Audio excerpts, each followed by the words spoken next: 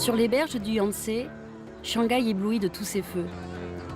Aguichante, hypnotique, cette ville aux couleurs de grande capitale focalise tous les regards. Il faut dire qu'elle a le vent en poupe. Pendant 6 mois, l'exposition universelle rassemble le monde entier au cœur de la ville.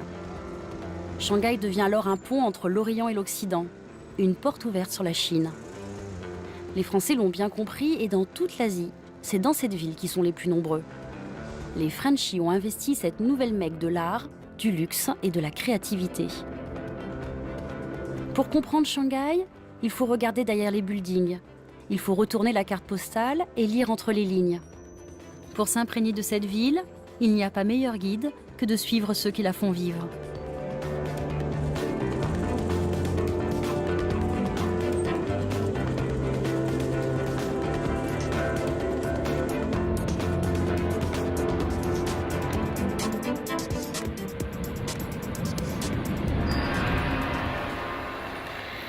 Aurel a roulé sa bosse un peu partout dans le monde. Mais c'est à Shanghai qu'il a posé ses valises. Il a trouvé ici son Eldorado.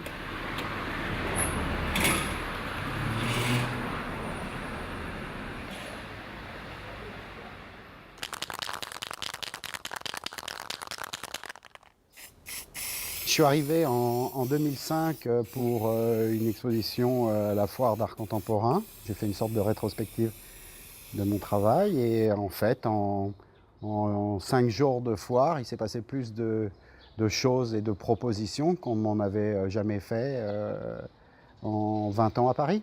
Donc le choix a été vite fait. Aurel reproduit toujours le même animal, inlassablement, un chien perdu. Après l'avoir trimballé à New York ou Paris, son chien a atterri à Shanghai. Une seule statue coûte en moyenne 16 000 €. Aurel a la cote. En 2009, Shanghai lui a même attribué le prix du meilleur sculpteur de la ville. Tout ce qu'il touche ici devient de l'or, à l'image du gigantesque chien posé sur le toit de la galerie qui va bientôt ouvrir.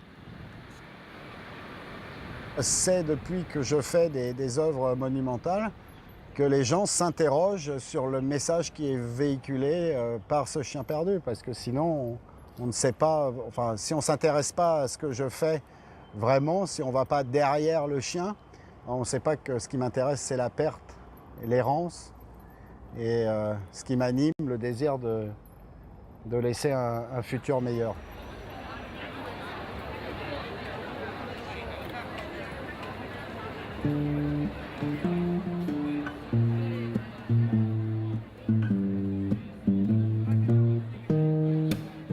Du gigantesque et de l'énorme, Shanghai sait faire avec l'exposition universelle. La première du siècle, la plus grande de son histoire.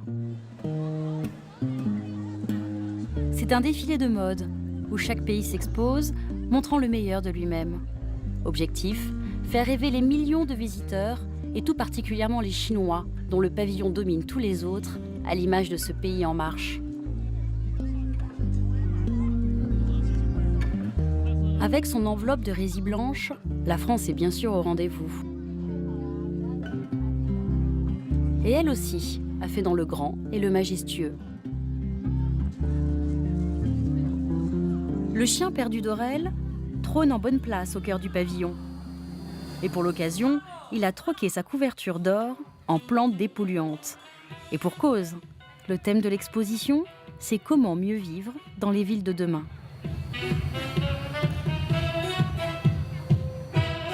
On a eu cette idée de faire monter les gens d'un coup. Donc les gens arrivent en haut de cet escalator, il y a le palier, et à partir de là, les gens, sans aucun obstacle, descendent en pente douce et font tout le parcours en pente douce. Donc nous, on l'avait dessiné pour 60-70 000 personnes jour, il est à 100 000 jours, et c'est extrêmement fluide. Par contre, après, là, on va être dans la... Là, il faut serrer les rangs. Pour l'architecte du pavillon, c'est l'émotion et encore l'émotion qui veut faire vivre aux visiteurs. Les Chinois sont en voyage.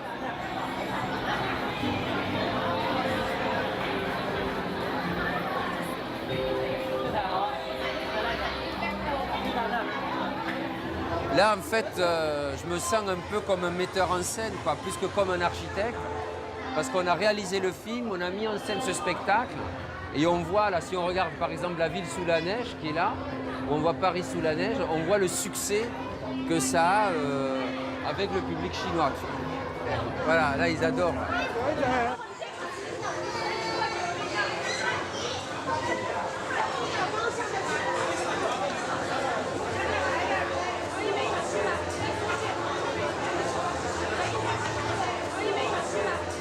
Alors ça marche pas mal aussi, ça c'est la ville la nuit.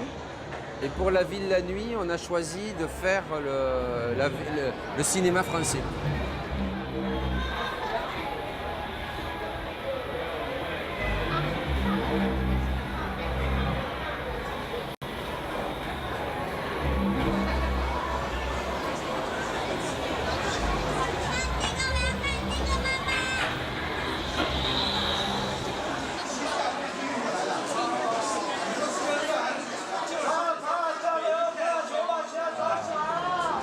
C'est la panique autour du Rodin, quoi. Ça marche.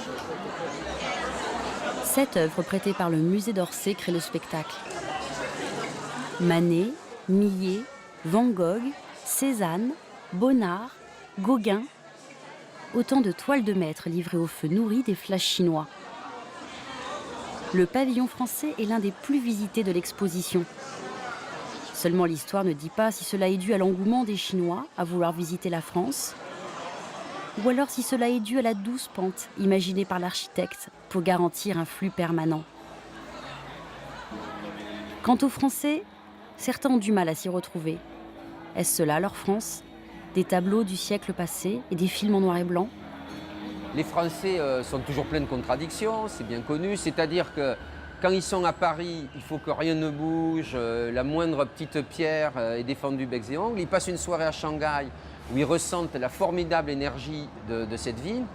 Et quand ils voient les vidéos dans le pavillon qui ne sont que le miroir de ce qu'est la France et de ce qu'est la ville, je n'ai rien inventé, ce n'était pas le but. Alors là, ils se retrouvent confrontés à cette réalité, ils se disent « Ah mais zut, ouais, ça ne bouge pas, c'est un peu passéiste, etc. » Je regrette, c'est Paris en 2010. Dans le spectacle de cette France d'aujourd'hui, impossible de ne pas inclure la gastronomie.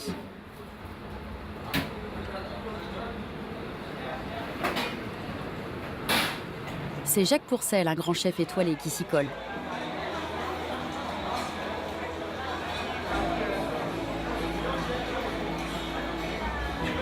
Heidi? Albi? Jenny? Ilia? Good evening. Toujours se rappeler la base du service à la française. On sert à droite et on dessert aussi à droite.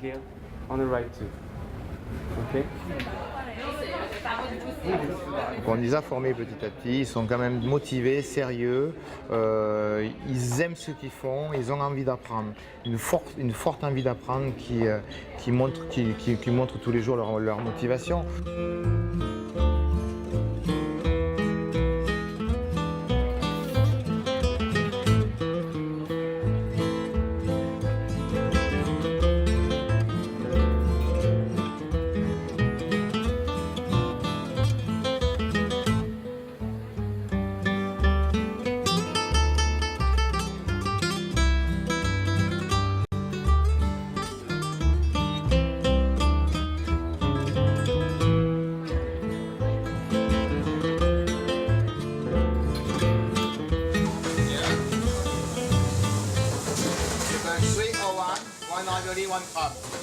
On a l'habitude dans le sud de faire des saisons avec des mois de juillet et août qui sont des mois très intenses.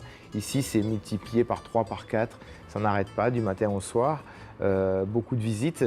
Il y a une notion de masse en Chine qu'on ne peut pas occulter. Et cette notion de masse, on la retrouve aussi dans le restaurant. Voilà.